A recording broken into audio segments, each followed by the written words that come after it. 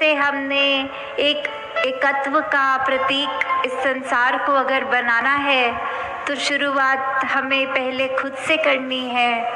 कैसे हर एक में हमने फिर भेदभाव नहीं करने, हर एक से वो एक समदृष्टि वाली निगाह कि कैसे हमने हर एक को देखना है कि सब अपने हैं। जब ये परमात्मा का ही पता चल गया, ये पिता का पता चल गया, तो फिर इस पिता के तो सभी बच्चे हैं। तो कोई फिर जाति पाति ऊंच नीच कोई ऐसी बात ही नहीं जो एक इंसान को दूसरे इंसान से ये दूरियां बनाने को कहें।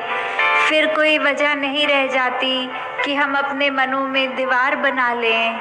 हमारा सारा फिर ये फोकस एक ये दीवारें गिराने में रहना चाहिए कि कैसे हम प्यार के पुल एक मन से दूसरे मन तक बनाएं, कैसे हम एक ह्यूमैनिटी को जोड़ें, कैसे हम अपने जीवन को संवार लें, कैसे हम हर तरफ एक ऐसा एफर्ट करें कि दूसरे का भी जीवन हमारी वजह से कोई आराम मिल सके। उसको हमसे मिलने के बाद किसी व्यक्ति को ये लगे कि इस इंसान से मिलके अच्छा लगा, इसके गुण जो हैं हमें भी अपनाने हैं। फिर कैसे हम हर एक को एकता का मैसेज सिर्फ बोल के नहीं बल्कि अपने जीवन में अपने कर्मों द्वारा ऐसे पहुंचा सकते हैं ये अमन, भाईचारा, यूनिवर्सल ब्रदरहुड।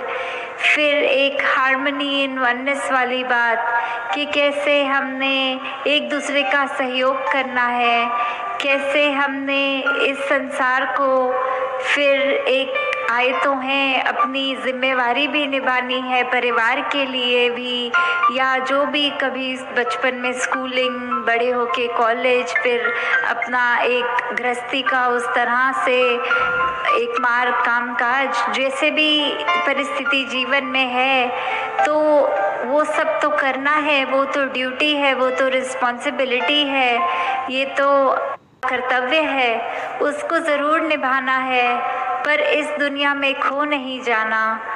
ये सब करते हुए भी एक भक्ति भरा जीवन उसको जीना है।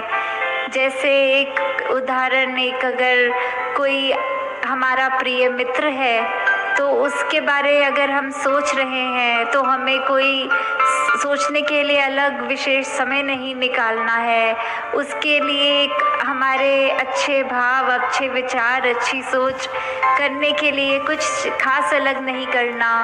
वो सोच तो हमारी, चाहे हम खाना खा रहे हो तब भी हम उसके भले के लिए मांगते हैं, चाहे हम और कोई कार्य कर रहे हों तो भी सोच रहे होते हैं कि अपने मित्र को मिले हुए बहुत समय हो गया, जल्दी मिलना चाहिए।